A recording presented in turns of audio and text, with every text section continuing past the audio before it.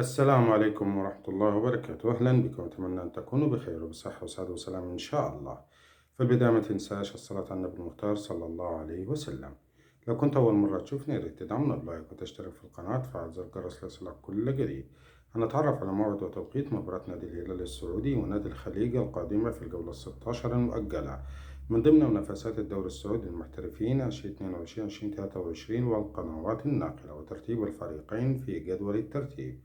تقام مباراة نادي الهلال السعودي ونادي الخليج يوم السبت الموافق 1 أبريل 1/4/2023 وتنقل المباراة على قناة SCC.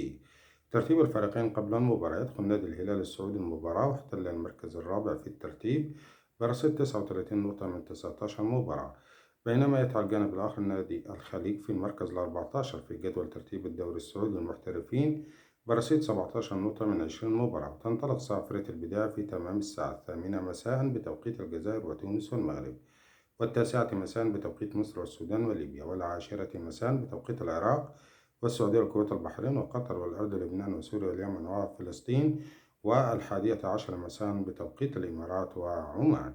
ما تنسى تشارك برأيك في التعليقات عن توقعاتك لنتيجة المباراة.